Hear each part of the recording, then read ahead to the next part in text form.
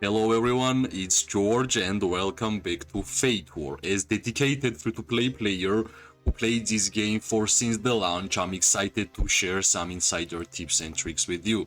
Stick around and let's dive in. Today's video will be all about power and how to gain power, especially at the start of the new game, right? Because power is basically indicator of you getting in a stronger alliance, and trust me, especially if you are going to be a free-to-play player, having a strong alliance where people are actually spending some funds inside the game not only helps your progress, but it gives you a little bit a step forward if you're gonna compare to players who are in a normal alliances. So at the start of the game, it's always great to be as powerful as humanly possible, using all of the speed ups, all of the resources, and that's why I think this video is really important to all of the free-to-play players, because well, somehow since the 4th August when the game was launched, I managed to get 11 million power as a free-to-play player, and I'm just gonna share my thoughts and share my tips how I managed to do that, right?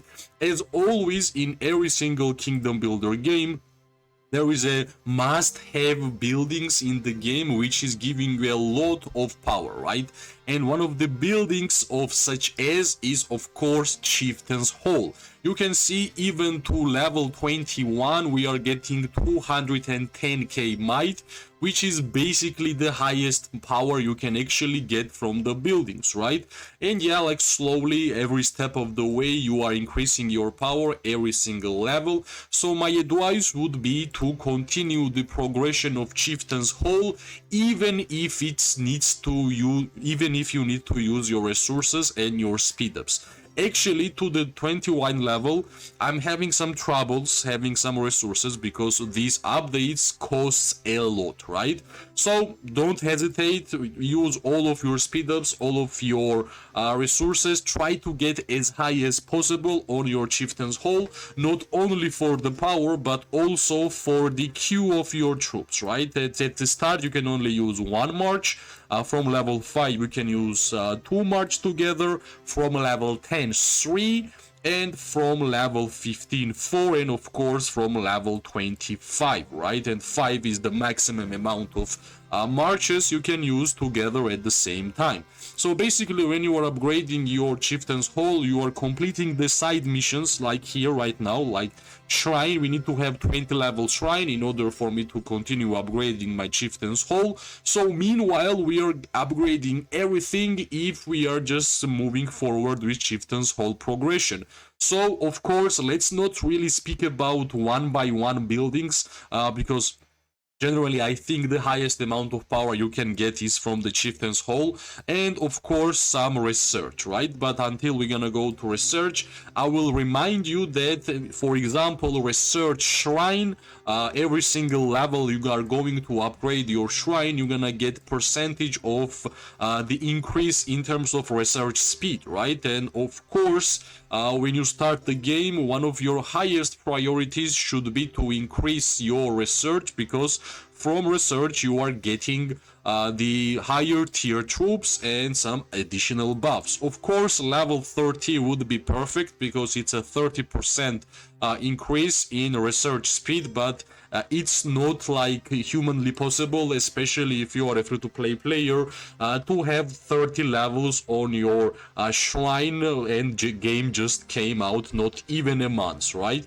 So yeah, yet again I will mention, from the Chieftain's Hall's mission you are upgrading the Miracle Pier, you are also upgrading a wall, and trust me, wall is also giving you quite a good amount of power.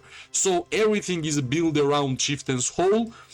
Try to upgrade it as high as possible whenever you have enough conditions and enough resources.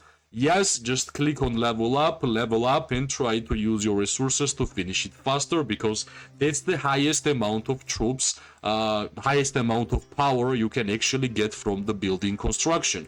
Let's move to a different topic, which is of course research, right? Research is pretty big in Fate War. You have a different options, a lot of options in my opinion, especially like Tribal Showdown. I have not seen such a research tab for the other Kingdom Builder games, which is pretty long, and I was really surprised when I saw even like troop type buffs here, which is pretty nice, right? But let's prioritize. We are starting the game, we want to get as much power as possible, and unfortunately, until we're gonna get to a cool economy tree researchers, we have to always prioritize military tech, right? And priority should be to unlock every single tier 4 troop. And in order for us to do that, we have to be online like frequently, we have to have coins, and we have to have knowledge, right? Knowledge is one of the things in the game which is helping. It's just another currency for the research, which is nice because we don't have to spend normal resources for the research increase, right?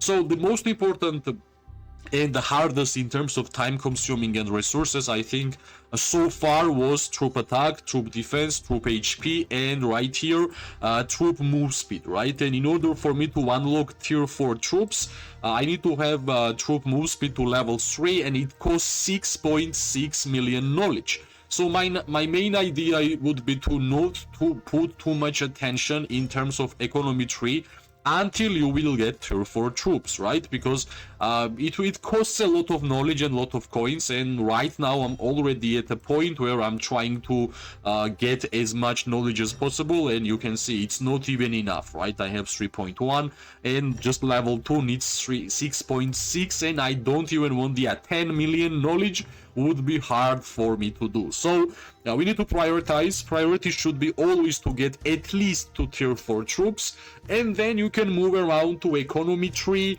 to get the gathering speed, research speed, building speed. Like for example, this one is great. Research speed increase and construction speed increase, right? But until like if you're gonna focus on the economy tree at first, yeah, you won't gonna have enough knowledge, and you will have your tier 4 troops unlocked pretty far, right? And trust me, a lot of pay-to-play players already have tier 5s, tier 6, and you don't even having tier 4 troops would be a big mistake.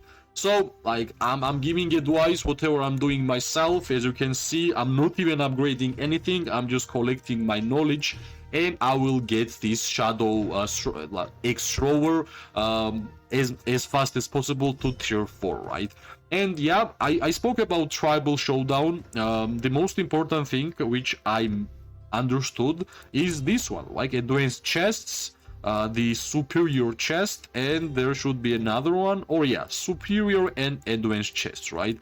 At first, when I started the game, I did not really understand what kind of research it was, right? Until the new event came out, and the name of the new event is Tribal Showdown, right? And the funny thing, if you don't have those researchers unlocked, you won't gonna be able to get these chests, right? And the amount of good rewards I got from this chest is really good. So like you can see, I can't even unlock until fully because we need to have a superior chest technology unlocked, which is in the tribal showdown and here, right?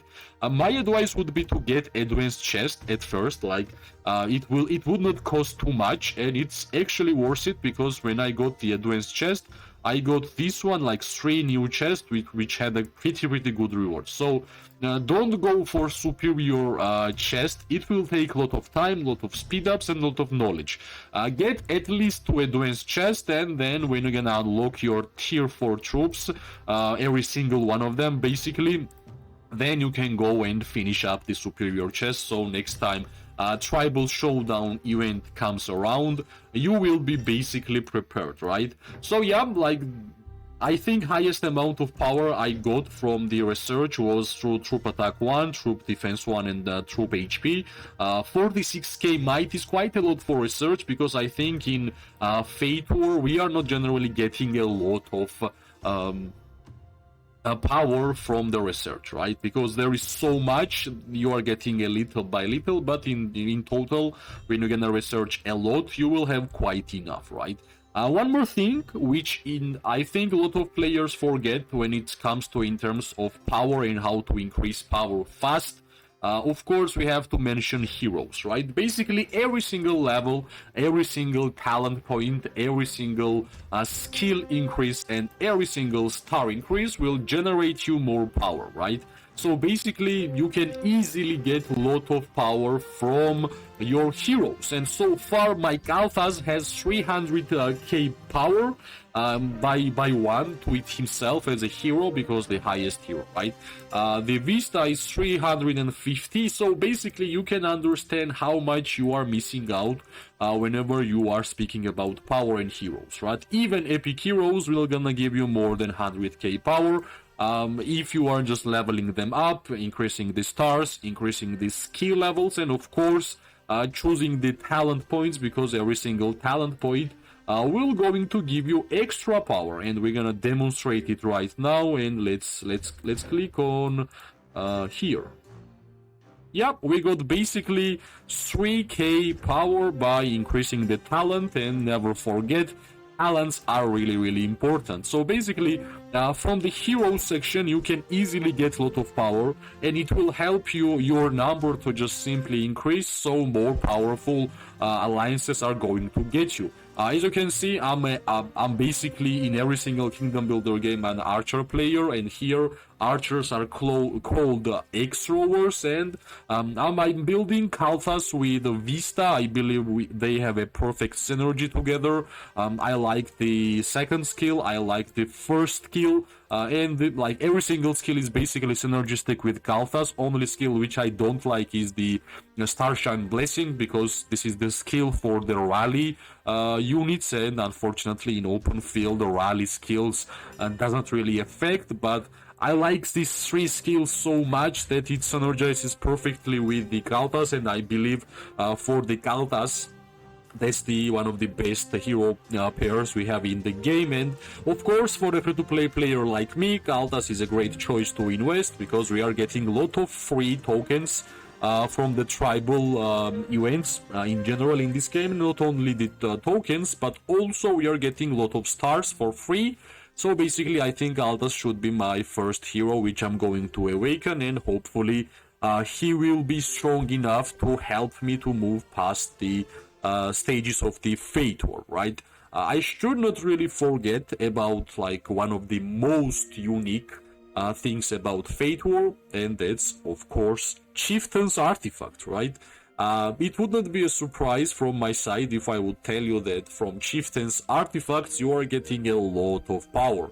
Not only like directly upgrading the artifacts one by one, of course, you can see like the amount of power which we can get if we're gonna upgrade it one more time. This is the more lesser versions. This is like, of course, highest upgrade, because X-Roller attack is my priority. So even simply upgrading your artifacts of your chieftain, you are getting power, right? Not only that, in those artifacts we can actually attach the runes, which is here. This is the runes which I chose, and those runes will give you also power, right? It's pretty simple. Even upgrading some old runes into a better ones, like upgrading normal common ones to rare one or epic one, of course it will also increase your power. So like there is a different hidden things which is great in the Fate War, which is going to give you a lot of power.